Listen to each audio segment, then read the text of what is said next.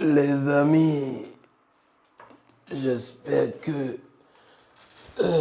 vous allez super bien et que vous avez passé une belle journée, que vous avez suivi un bon match. Je suis rassasié, hein, un peu trop rassasié. Rassasié, j'ai plus de voix. Rassasié parce que les buts, ça devient de trop là. Ça devient de trop les buts. Et concernant les buts, on a trop crié goal cette saison, donc on n'a plus de voix. On n'a plus de voix. On a tellement crié goal, goal, goal, goal. Je sais même plus de 189 fois ou 200, 200 et quelques fois. C'est trop les amis. Ah, j'ai tellement mal au ventre que mon ventre, il est ballonné.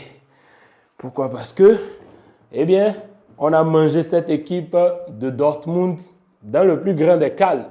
Dortmund dans le ventre, rassasié par beaucoup de buts. Bon, où est-ce que je vais mettre le maillot maintenant? Je vais mettre ça ici parce qu'on les a bouffés. On les a bouffés. Alors, 4-0 contre cette équipe de Dortmund. Match aller au Barça, au Montjuïc. Une belle opération pour le Barça. Moi, je m'attendais même à plus. Je m'attendais même à plus. Bon, en première mi-temps, on a eu deux équipes équilibrées, quand bien même le Barça dominait, dans tous les sens du terme. Quand on prend le match en général, le Barça a dominé correctement. Il n'y a personne ici qui va entrer dans ce débrief et me dire que le Barça n'a pas mérité de gagner son match sur ce score fleuve. Pourquoi? Parce que ce n'est pas de notre faute si Dortmund n'a pas pu concrétiser leurs occasions. Et à part ça, il faut qu'on parle aussi du Barça et de sa ligne du hors-jeu. Mais c'est clairement un cheat code. Ah oui, c'est un cheat code. Parce que moi, bizarrement, même quand une équipe marque contre nous, je suis toujours serein parce que je me dis, peut-être il y a hors-jeu. Sauf sur certaines actions où c'est clair. Mais quand il y a une profondeur ou bien un centre ou un truc, je me dis toujours qu'il y a hors-jeu. Et c'est ce qui s'est passé. Cette équipe de Dortmund s'est mangé un hors-jeu, des hors-jeux. Et au final, ils n'ont pas pu concrétiser leurs occasions. Ils sont tombés sur un mur, un double mur. Si ce n'est pas Koundé, c'est Inigo. Si ce n'est pas Inigo, c'est Koubarsi, ainsi de suite. Donc, en gros, un match clairement dominé par le Barça. Supériorité totale du début du match jusqu'à la fin, quand bien même cette équipe de Dortmund a eu ses occasions, mais elle n'a pas pu les concrétiser. Une inefficacité offensive qui ne dit pas son nom. Bon, ce n'est pas notre faute. Il y a des jours comme ça. Vous voyez un peu comme contre Betis ou dans d'autres matchs où on a forcé contre Getafe aussi. On a essayé, mais ça ne rentre pas. Donc, ce n'est pas notre faute. Alors, le Barça qui débute le match, qui commence avec une domination totale, dès la 3e minute ou à la 6e minute déjà, Kobel, son maillot, il était déjà sale. Et oui, pour que vous vous rendez compte, dès la 6e minute, le maillot de Kobel était déjà sale parce que les assauts qu'il recevait, ça venait de partout. Mais c'est vertigineux. C'est vertigineux. Parfois même, j'ai envie d'être un peu, de dire les choses comme je le pense vraiment. Parce que, vous savez, dans le foot, il faut rester humble d'autre part. Tu vois, surtout quand tu es supporter barcelonais et que tu as vécu beaucoup de déculottés comme nous. On a vécu ça et ce n'était pas du tout la joie. Ah oui, donc ce moment-là, nous sommes en train de le savourer, mais avec une sorte de, ok, on reste calme, le temps que ça se termine et que tout se concrétise et qu'on gagne les titres. Là maintenant, vous allez voir la fureur, vous allez voir la fougue. Et ce Barça, clairement, il fait rêver.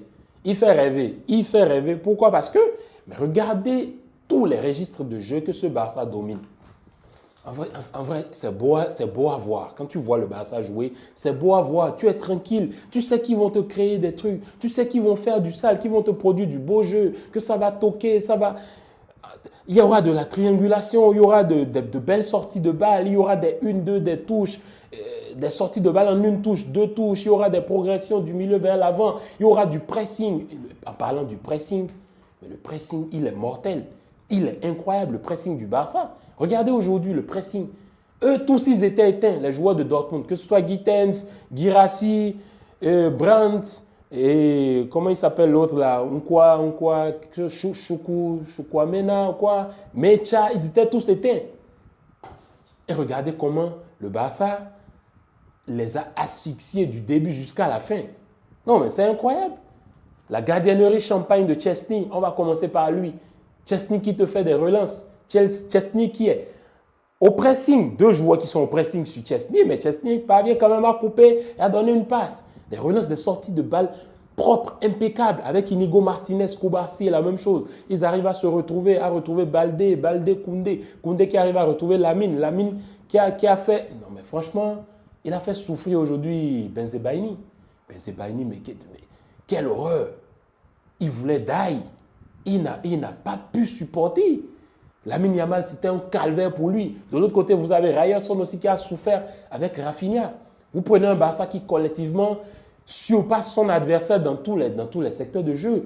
Pedri, De Jong, Pedri, 1-2, ça toque, ça sort avec Fermin Lopez, 1-2, tac, ça progresse vers l'avant. Et j'ai envie de dire une chose.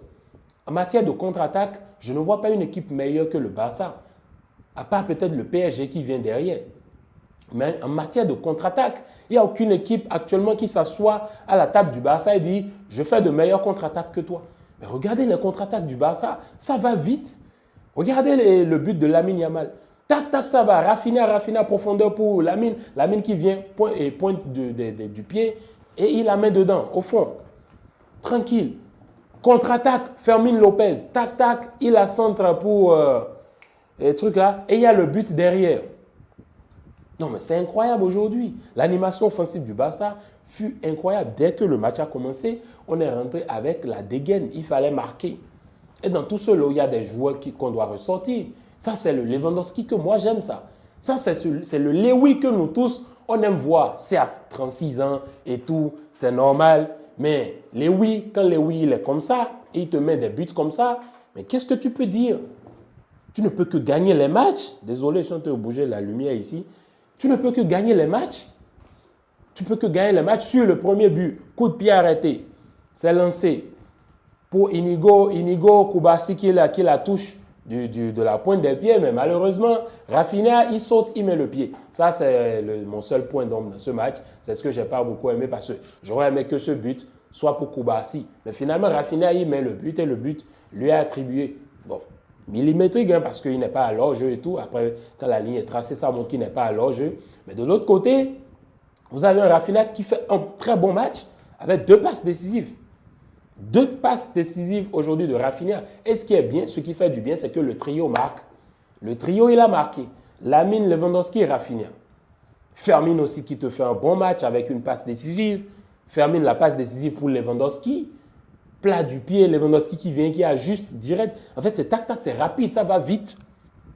Lewandowski, dès l'entame de la seconde mi-temps, Rafinha qui la remet à Lewandowski. Lewandowski qui n'est juste là, il est juste là dans le camp, il n'a juste qu'à mettre la tête et c'est but. Une animation impeccable du Barça aujourd'hui qui a terrorisé, qui a terrassé cette équipe de Dortmund du début jusqu'à la fin. À un moment donné, il faut voir les séquences, ça toquait. 1-2, tac, les sorties de balles. Ça faisait les toreros comme s'ils étaient à la maison. Et le public aussi s'enjaillait. Et oui, le public du Barça, nous les fans du Barça, on mérite ça. Parce qu'on a beaucoup souffert. On a beaucoup souffert ici. Donc, vous voyez le public qui applaudit. Même la sortie de Pedri, ils applaudissent. Quand Chesney fait un truc, ils applaudissent. Sur une action de jeu de Jong, il a applaudi. Lewandowski applaudit. Lamine qui applaudit. Lamine qui était fou pour sortir parce qu'il voulait que Ansu Fati entre. Mais Ansu qui a eu une bonne occasion là où il y avait une contre-attaque façon, mais voilà, le défenseur touche la balle et puis ça revient et il n'arrive pas à progresser pour aller marquer le but ou pour donner la passe de l'autre côté à Rafinha. Non, mais franchement, un beau match du Barça. Moi, je ne sais pas quoi dire, je ne sais pas vous, mais dites-moi dans les commentaires. Vous dites-moi dans les commentaires parce que moi, je vois cette équipe du Barça et c'est toujours plaisant de les voir. Aujourd'hui, même s'ils perdaient, ils ont bien joué. Ils ont fait un match incroyable du début jusqu'à la fin. Dans tous les registres de jeu. Ce Barça est intenable, les amis. Intenable. Et moi, c'est des trucs qu'on apprécie. Vous voyez un Fermin qui est au niveau. Vous voyez même le banc. Les joueurs au banc, ils montent sur le terrain et tu n'as pas l'impression que quelque chose a changé. Eric entre, tu n'as pas l'impression que quelque chose change. Araujo entre, le niveau, il est là. Et comment il s'appelle? Ferran Torres aussi qui entre, le niveau il est là. Gavi qui entre et le niveau il est là. Que dire les amis? Que dire? Moi je ne sais pas quoi dire. C'est le meilleur des résultats qu'on pouvait faire ce soir. Un 4-0 parce que bon, 2-0, c'est pas trop en tout cas. 3-0 aussi parce que on sait, dans le passé déjà, on sait déjà faire remonter un 3-0. Donc il ne faut pas prendre de risque. Et là le Barça qui met un 4-0.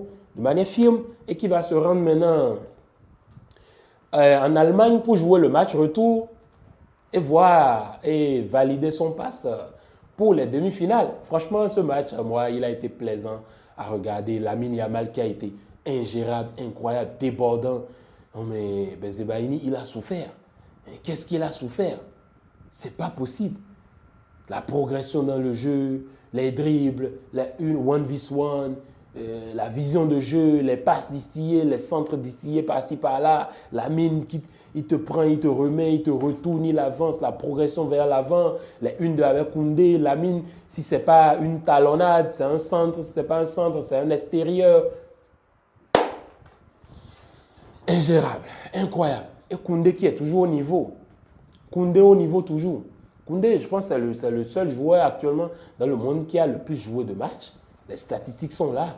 Et pourtant, il reste toujours incroyable. Baldé aussi qui est incroyable dans ce match avec sa progression vers l'avant. Baldé qui n'a pas peur. Les slaloms, les percées. Je me demande ce que Baldé a fait parce que moi, je commence à avoir des doutes.